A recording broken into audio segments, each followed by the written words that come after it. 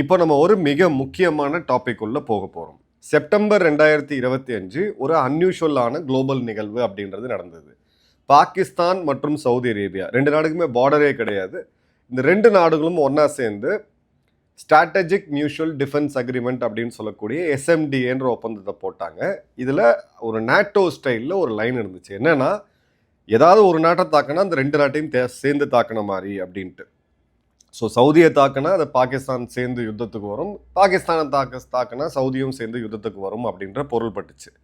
இப்போ அந்த அக்ரிமெண்ட்டுக்கு பிறகு இதை ஒரு இஸ்லாமிய நாட்டோவா அவங்க ஃபார்ம் பண்ண ட்ரை பண்ணிட்டு இருக்காங்கன்னு நான் ஏற்கனவே சொல்லியிருந்தேன். எக்ஸாக்டாக இப்போ ஒரு 10 மாதத்துக்கு பிறகு இந்த கூட்டணி ஒரு இஸ்லாமிய நாட்டோவா உருவாகிட்டு இருக்கு.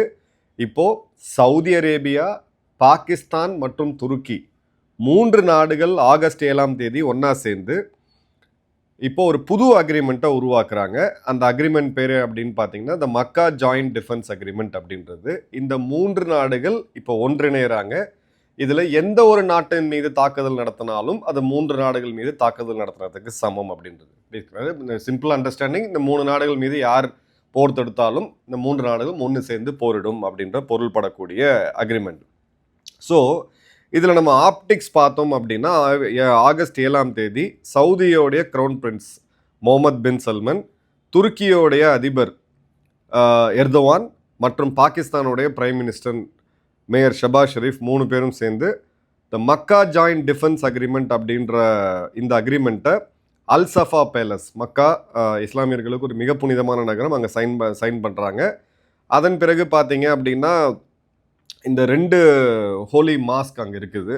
ஒன்று மெக்கா, இன்னொன்று மதீனா. அந்த 2த்தையும் இணைக்கக்கூடிய ஒரு மிக முக்கியமான ஒரு பாயிண்டில் இந்த அக்ரிமெண்ட் ஆகுது. ஸோ கிளியர் கட்டாக இது ஒரு இஸ்லாமிய நாடுகளுடைய கூட்டமைப்பு அப்படின்றது ஃபர்ஸ்ட் பாயிண்ட். 2வது, இஸ்லாமிய நாடுகள் அப்படின்றத விட சன்னி பிரிவு இஸ்லாமிய நாடுகளுடைய கூட்டமைப்பு அப்படின்றது தெளிவாக வருது. இந்த ஈவெண்ட்டுக்கு அவங்க டைட்டில் என்ன கொடுத்தாங்கன்னா மக்கா அல் முகாரமா சமிட் ஃபார் ஜாயிண்ட் டிஃபென்ஸ் அப்படின்றது. நோபல் ஹோலி அப்படின்னு சொல்லலாம். அதன் பிறகு 3 தலைவர்களும் மெக்காவை நோக்கி தொழுகை பண்ண ஃபோட்டோஸ் இதெல்லாம் வீடியோஸ்லாம் நம்ம பார்த்தோம். ஸோ இது ஒரு மெக்கா டிஃபென்ஸ் பேக்ட் அப்படின்னு சொல்லி அல் ஜசீரா ரிப்போர்ட் பண்ணுறாங்க. இப்போது இது கூடவே பாகிஸ்தானுடைய இந்த ஃபேக் மார்ஷல் அசீம் முனிரை பார்க்க முடியுது. அவங்களுடைய வெளியுறவுத்துறை அமைச்சர் இருக்கக்கூடிய இஷாக் தர் மற்றும் அவங்களுடைய பாதுகாப்புத்துறை அமைச்சர் கவாஜா ஆஷிஃப், இவங்க 3 பேரும் அவங்க கூட இருக்கிறாங்க அப்படின்றத பார்க்குறோம். இப்போது இந்த இடத்துல ஒரு மிக முக்கியமான கோர் கிளாஸ் என்ன அப்படின்னு பார்த்தீங்கன்னா, the agreement stipulates that any armed attack against any one of the 3 states shall be regarded as an attack against them all. ஒருத்தர் மேலே கை வச்சா அந்த 3 நாடுகள் மீது கை வச்சதுக்கு சமம் அப்படின்னும், and intended to strengthen collective deterrence against any act of aggression. இந்த 3 நாடுகள் ஒன்றா சேர்ந்து ஒரு ஸ்ட்ராங்கான கூட்டணியை உருவாக்கியிருக்காங்க. எதிரி நாட்டுக்கு ஒரு நாடு இவங்களை எதிர்த்தா, எந்த ஒரு நாட்டை எதிர்த்தா 3 நாடுகளும் சேர்ந்து யுத்தம் புரியும் அப்படின்றது தான். It also provides an enhancement of all the aspects of defense cooperation among the 3 states. இது ஒரு broader mandate. கோஆப்ரேஷனில் காமனான விஷயம் என்ன இந்த 3 நாடுகளுக்கு அப்படின்னு பார்த்தீங்கன்னா, ஓரளவுக்கு சைனீஸ் எக்யூப்மெண்ட்ஸ் மட்டும்தான் நம்ம சொல்ல முடியும். வேறு எதுவும் பெரிதளவுக்கு காமனாக கிடையாது. சவுதி எடுத்திங்கன்னா அவங்க அதிகபட்சமாக கிட்டத்தட்ட 90% அதிகமாக பார்த்தீங்கன்னா அவங்க டிஃபென்ஸ் எக்யூப்மெண்ட்ஸ் யூஸ் பண்ணுறது அப்படின்றது அமெரிக்க எக்யூப்மெண்ட்ஸ் தான். துருக்கி எடுத்திங்கன்னா அமெரிக்கன் ப்ளஸ் அவங்களுடைய ஓன் தயாரிப்பு, குறிப்பாக ட்ரோன்ஸ் மற்றும் கப்பலில் அவங்க ஒரு பெரிய ஒரு ஜம்பவான் அப்படின்னு நம்ம சொல்லலாம். பாகிஸ்தான் எடுத்திங்கன்னா சைனாட்டிருந்து வாங்கி அதுக்கு ஒரு பச்சை பெயிண்ட் அடித்து ஒரு நட்சத்திரம் போட்டு இவங்க வேலை செஞ்சிட்ருக்காங்க. ஓரளவுக்கு பழைய அமெரிக்கன் எக்யூப்மெண்ட்ஸுமே இருக்குது. இப்போது இது செப்டம்பர் 17 அப்போ இதற்கான அந்த புள்ளியை ஏற்கனவே அவங்க வச்சுட்டாங்க. நல்லா கவனிங்க, இது இந்தியாவுக்கு எதிரான அலையன்ஸா இதெல்லாம் நம்ம பேசுவோம். செப்டம்பர் 2025 இந்த எஸ்எம்டிஏ அப்படின்றது 2 நாடுகளுக்கு நடுவில் வந்துச்சு. இப்போ இது 3வது நாடு உருவாகி இருக்குது.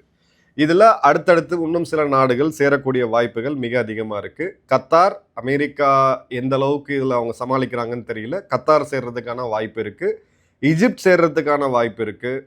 அதே மாதிரி பார்த்தீங்கன்னா இந்தோனேஷியாவையும் பங்களாதேஷையும் இவங்க புஷ் பண்ணிகிட்டு இருக்காங்க. ஸோ ஒரு இஸ்லாமிய நாட்டோவா உருவாகிறதுக்கான அந்த அடுத்த கட்டம் அப்படின்றது போயிடுச்சு. இந்த 3 நாடுகள் ரொம்ப முக்கியமான நாடுகள். துருக்கி கிட்ட இராணுவம் இருக்குது, ஒரு ஸ்ட்ராங்கான கப்பற்படை அவங்ககிட்ட இருக்குது, கப்பர் கட்டமைப்பு அவங்ககிட்ட இருக்குது, ட்ரோன்ஸ் மற்றும் ஏவுகணைகளில் துருக்கி ஒரு எக்ஸ்பர்டீஸ் கொண்ட நாடு. சவுதி கிட்ட இந்த போரை நடத்துறதுக்கான செலவு பண்ணுறதுக்கான எல்லா பணமும் சவுதி கிட்ட இருக்கு. பாகிஸ்தான்கிட்ட ஒரு $500 ஒரு வீரரை விற்கக்கூடிய ஒரு வலிமையான ஒரு 5 லட்சம் எண்ணிக்கையில வலிமையான ஒரு இராணுவம் அப்படின்றது இருக்கு. ஸோ இது மூணும் ஒரு தட்டில் சேரும் பொழுது ஒரு கம்ப்ளீட்டாக ஒரு கண்டிப்பாக ஒரு ஃபார்மிடபிள் ஃபோர்ஸ் அப்படின்றது தான் நம்ம வந்து பார்க்கணும். இப்போ இந்த 3 நாடுகள் என்னென்ன டேபிளுக்கு கொண்டு வராங்க அப்படின்றத பார்த்தோம். அடுத்தது இதில் இருக்கக்கூடிய மிக முக்கியமான கேள்வி, இந்த 3 நாடுகளில் உலகத்திலேயே அணு ஆயுதத்தை கையில் வச்சுட்டு இருக்கக்கூடிய ஒரே இஸ்லாமிய நாடு எதுன்னு பார்த்தீங்கன்னா பாகிஸ்தான் தான். இப்போ இந்த அணு ஆயுதமும் இந்த 2 நாடுகளுக்கு கவசமாக இருக்குமா? இதுதான் இங்கே இருக்கக்கூடிய $1 பில்லியன் கேள்வி. சவுதி மற்றும் துருக்கிக்கு பாதுகாப்பான பாகிஸ்தானுடைய அணு ஆயுதங்கள் இருக்குமா அப்படின்னு கேட்டிங்கன்னா, இதை வந்து பப்ளிக்காக டிஸ்க்ளோஸ் பண்ணலை. இவங்க வந்து பார்த்தீங்க அப்படின்னா பாகிஸ்தான் பப்ளிக்காக டிஸ்க்ளோஸ் பண்ணினாலும் அவங்களுடைய சில்லுங்களை வச்சு நிறைய இந்த மாதிரி இது பண்ணியிருக்காங்க. எந்த இஸ்லாமிய நாடின் மீது தாக்குதல் நடந்தாலும் பாகிஸ்தான் அவங்களுக்காக அணு ஆயுதத்தை பயன்படுத்துவோம்னு சொல்லி இஸ்ரேலுக்கு எதிரான கடந்த காலத்தில் இவங்க பேசியிருக்காங்க. இப்போ சவுதியோடைய டெபுட்டி மினிஸ்டர் பப்ளிக் டிப்ளமசி ரயத் அவர்கள் என்ன போஸ்ட் பண்ணியிருக்காருன்னா, not link to nuclear ambitions or arms race, இது அணு ஆயுதம் சம்மந்தப்பட்டதோ இல்லை போட்டியோ கிடையாது அப்படின்றதுல அவங்க சொல்கிறாங்க. பட் பாகிஸ்தானுடைய பாதுகாப்புத்துறை அமைச்சர் கவாஜா ஆசிஃப் இதுக்கு முன்னாடி பேசும்போது, if the parties R threaten then obvious this arrangement will become operative, ஒரு அச்சுறுத்தல் இந்த எங்களுடைய நட்பு நாடுகளுக்கு வந்துச்சு, அதாவது அலையன்ஸில் இருக்கக்கூடிய நாடுகளுக்கு வந்துச்சுன்னா அணு ஆயுதத்தை பயன்படுத்துறது இயற்கை தானே அப்படின்னு சொல்லியிருந்தாங்க. இப்போது இது கிளியர் கட்டாக ஒரு இஸ்லாமிய நாட்டோ உருவாக்குறாங்க அப்படின்னு நம்ம பார்க்கும் பொழுது, இப்போ இதில் ரீஜனல் ஃபேக்டர் என்ன அப்படின்றத பார்க்குறோம். சவுதிக்கு இப்போ யார் எதிரி? சவுதிக்கு இப்போ நம்பர் 1 எதிரி யாருன்னு பார்த்தீங்கன்னா ஹவுத்திகள், எமேனிகள். இவங்களுக்கு ஆதரவு ஹவுத்திகள் யார்? ஷியா பிரிவு இஸ்லாமியர்கள்.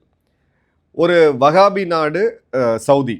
இப்போ இவங்களுக்கு நேர் எதிராக அவங்க ஃபைட் பண்ணிட்டு இருக்காங்க. இதுக்கு பின்னாடி இருந்து ஆதரவு கொடுக்கக்கூடிய நாடு எது? ஈரான். ஸோ சவுதியை பொறுத்த வரைக்கும் ஈரான் அவங்களுடைய மிக முக்கியமான த்ரெட்டு. அடுத்தது எடுத்தீங்க அப்படின்னா துருக்கிக்கு குர்திஷ் இனம் ஒரு மிக முக்கியமான த்ரெட்டு. இதே குர்திஷ்க்கு ஓரளவுக்கு ஆதரவும் ஈரானும் கொடுத்துக்கிட்டு இருக்கு. அதே சமயம் துருக்கிக்கு சுற்றி இருக்கக்கூடிய கிரீஸ், சைப்ரஸ் போன்ற நாடுகள் அவங்களுக்கு இன்னைக்கு எதிரிகளாக இருக்காங்க. ஆனால் ஃபார்மிடபிள் எதிரிகள் கிடையாது. துருக்கிக்கு இருக்கக்கூடிய ஒரு மிகப்பெரிய எதிரி யாருன்னு பார்த்தீங்கன்னா இஸ்ரேல். அடுத்தது பாகிஸ்தானுக்கு நாலாபுரமும் எதிரிகள்.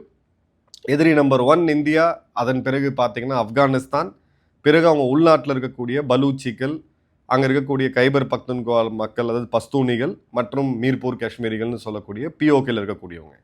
ஸோ இது ஒரு கிளியர் கட்டாக ஒரு அலையன்ஸ் இங்கே ஃபார்ம் ஆகிறத நம்ம பார்க்குறோம். இப்போது இந்த சைனுக்கு பிறகு இந்தியாவுடைய எம்ஏ ஸ்போக்ஸ் பர்சன் திரு ரந்தீர் ஜஸ்வால் அவர்கள் ஒரு பதிவை போட்டிருந்தார். இது ஒரு டெவலப்மெண்ட், நாங்கள் ரொம்ப க்ளோஸாக ஃபாலோ பண்ணுறோம், வெகு விரைவில் இதை பற்றி அப்டேட் பண்ணுவோம் அப்படின்னு சொல்லியிருந்தார். இப்போ பல இதில் என்ன பண்ணுறாங்க, டிவியில் என்ன பண்ணுறாங்கன்னு பார்த்தீங்கன்னா, ஃபுல் கிளாரில் இந்தியாவுக்கு எதிராக நாடுகள்லாம் ஒன்று கூடிட்டாங்க, பாகிஸ்தானோட ஸ்ட்ராட்டஜிக் அசெட்ஸ் இன்றைக்கி அவங்களுக்கு வரும், இந்தியா நாளைக்கு 2 ஃப்ரண்ட் வார் அல்ல 4 ஃப்ரண்ட் வாரை பார்க்க போகிறாங்க, பாகிஸ்தான் யுத்தத்தை துவங்கினா சவுதி அவங்களுக்கு ஆயுதங்கள் கொடுக்கும், பணம் கொடுக்கும், துருக்கி அவங்களுக்கு ஆயுதம் கொடுக்கும், மேபி வீரர்களை கொடுக்கலாம். ஸோ இந்தியாவுக்கு ஒரு ஃபார்மிடபிளான ஒரு சேலஞ்ச் இருக்குது அப்படின்னு சொன்னாங்க. இது எல்லாமே நியூஸில் போயிட்டுருக்கு. பட் இதில் இருக்கக்கூடிய மிக முக்கியமான விஷயம் என்ன அப்படின்னு பார்த்தீங்கன்னா, இந்தியாவோடைய கூட்டணி என்ன? இப்போ மிடில் ஈஸ்ட்டை பொறுத்த வரைக்கும், வளைகுடா நாடுகள் பொறுத்த வரைக்கும் இந்தியாவோட கூட்டணி அப்படின்றது இந்தியா, யுஏஇ, இஸ்ரேல். இது ஒரு மிக முக்கியமான ஆக்சஸ். U2I2ன்னு சொல்லக்கூடிய அமெரிக்கா இன்க்ளூட் பண்ணோம்னா அதில் அமெரிக்காவும் வருது. ஈஜிப்த் இந்தியாவுக்கு ஒரு நட்பு நாடு, கத்தார் இந்தியாவுக்கு ஒரு நட்பு நாடு, அங்கே சுற்றி இருக்கக்கூடிய ஜோர்டன், ஒமன் போன்ற பல நாடுகள் இந்தியாவுக்கு நட்பு நாடுகள். பாலஸ்தீனுமே பார்த்தீங்கன்னா இந்தியாவுக்கு நட்பாக தான் இருக்குது. அப்போது இப்போ சினாரியோ பில்ட் பண்ணி பார்ப்போம். பாகிஸ்தான் இந்தியாவுக்கு ஒரு போர் வருது, சவுதி என்ன பண்ணும்? சவுதிக்கு வெளிநாடுகளில் இருக்கக்கூடிய மூன்றாவது மிகப்பெரிய இன்வெஸ்ட்மெண்ட்ஸ் வந்து இந்தியாவில் இருக்குது. சவுதி பாகிஸ்தானுக்காக வீரர்கள் அனுப்புவாங்களா? கண்டிப்பாக அனுப்ப மாட்டாங்க. அதற்கு அந்த அனுபவமும் அவங்களுக்கு கிடையாது. சவுதி இன்டெலிஜென்ஸ் ஷேர் பண்ண முடியுமா? Intelligence capability பெருசுக்கு. சவுதி பணம் கொடுக்க முடியுமா? எஸ், மேபி அந்த பணத்தை கொடுக்க முடியும். துருக்கி ஏற்கனவே பாகிஸ்தானுக்கு தேவைப்பட்ட ஆயுதங்கள்ல ஆபரேஷன் சிந்தூர் டைம்லேயே நம்ம பார்த்தோம் கொடுத்து வழங்கியிருக்காங்க. இன்னமும் அதிகமான ஆயுதங்களை துருக்கி வழங்குவாங்க. அது ஒன்றும் புதுசு கிடையாது. துருக்கி இராணுவம் இங்கே வந்து சண்டை போடுமா? அதற்கான வாய்ப்பு இல்லை. ஓகே, இப்போ சவுதி அரேபியா தாக்கப்படுது.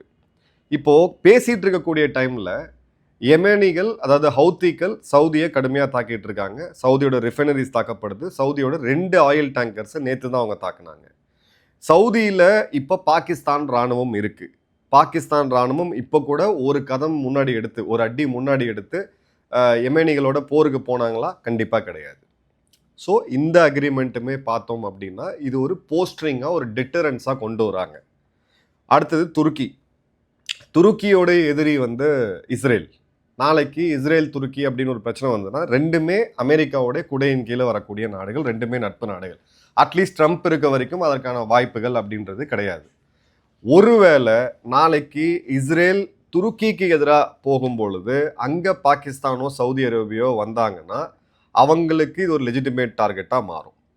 இப்போ இன்னொரு மிக முக்கியமான நாடு அப்படின்னு பார்த்தீங்கன்னா சுதான். ஸோ இந்த நாட்டில் 2 நாடுகள் போட்டி போட்டுட்டு இருக்கு. ஒன்று யுஏஇ, இன்னொன்று சவுதி. ரெண்டுமே நட்பு நாடுகள். பட் அவங்களுக்குள்ள ஒரு ஸ்ட்ராட்டஜிக் காம்படிஷன் போயிட்டு இருக்கு. இப்போ இவங்களுக்குள்ள போகும்பொழுது இந்தியா இந்த அலையன்ஸ் வருது. Israel, UAE, India. இப்போ இந்த 3 நாடுகளுக்கு இருக்கக்கூடிய காமனாலிட்டி என்ன அப்படின்னு பார்த்தீங்கன்னா, இஸ்ரேல், இந்தியா ஜனநாயக நாடுகள். யுஏஇ வளைகுடா நாடுகள்லேயே ஓரளவுக்கு ஜனநாயகம் இருக்கக்கூடிய நாடு, சுதந்திரம் இருக்கக்கூடிய நாடு அப்படின்றது யுஏஇ. 3மே குரோத்தை ஃபேஸ் பண்ணி, ஒரு பேஸ் பண்ணி ப்ராக்ரெசிவாக போகக்கூடிய நாடுகள். ஏன்னா இதில் ஒன்று பார்த்தீங்கன்னா, இந்தியான்னு எடுத்தோம்னா இந்துக்கள் அதிகமாக இருக்கக்கூடிய நாடு, ஒரு செக்குலர் நாடு. யுஏஇ எடுத்திங்கன்னா ஒரு இஸ்லாமிய நாடு.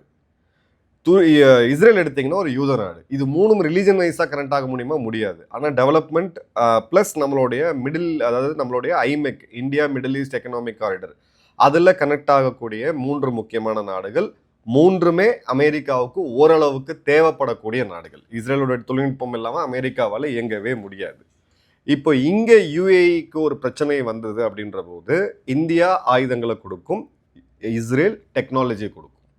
இஸ்ரேலுக்கு ஒரு பிரச்சனைன்னு வந்தபோது இப்போ அம்னிஸ்டி இன்டர்நேஷனலோட லேட்டஸ்ட் ரிப்போர்ட் எடுத்து பார்த்தீங்கன்னா 2023-26 இந்தியா ரொம்ப ஆக்டிவாக இஸ்ரேலுக்கு சப்போர்ட் பண்ணி ஆயுதங்களை கொடுத்துருக்காங்க அப்படின்றத அவங்க ஒரு குற்றச்சாட்டாகவே வைக்கிறாங்க.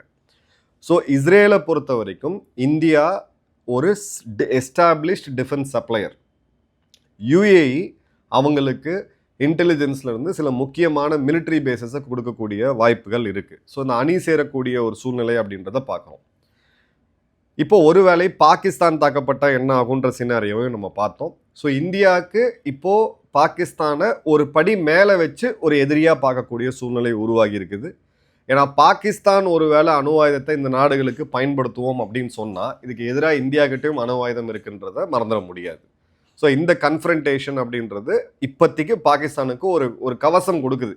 ஒன்றுமே இல்லாத போய் நின்றுட்டு இருந்த நடுரோட்ட நிராதரமானே நின்றுட்டு இருக்கக்கூடிய பாகிஸ்தானுக்கு இன்றைக்கி ஒரு சின்ன ஷேடோ கிடைக்குது.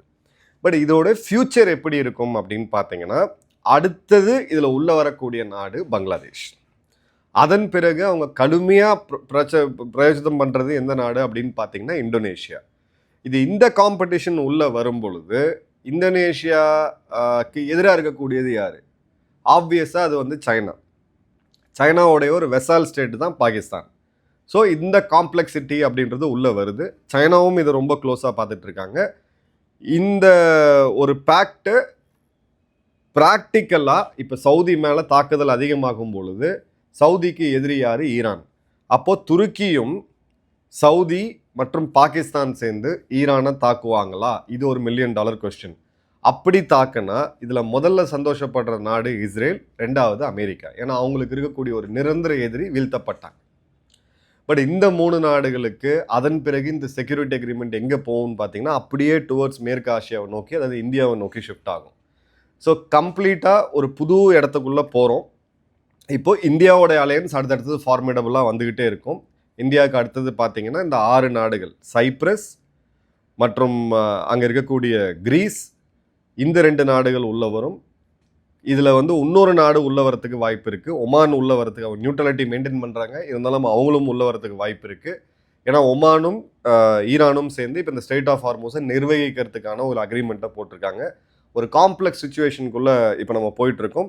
பட் இது இந்தியாவுக்கு எதிராக இந்த 3 நாடுகள் ஒன்று கூடிடுவாங்க, இந்தியாவை வீழ்த்திட முடியுமா அப்படின்னு பார்த்தீங்கன்னா, இதே துருக்கி ஆயுதங்கள், இதே சீன ஆயுதங்கள், துருக்கியோடைய 5 வீரர்களை இந்தியா கம்ப்ளீட்டாக கதையை முடிச்சாங்க. அவங்க இன்னும் தேல் கொட்டின மாதிரி இன்னும் வெளியில் பேசலை.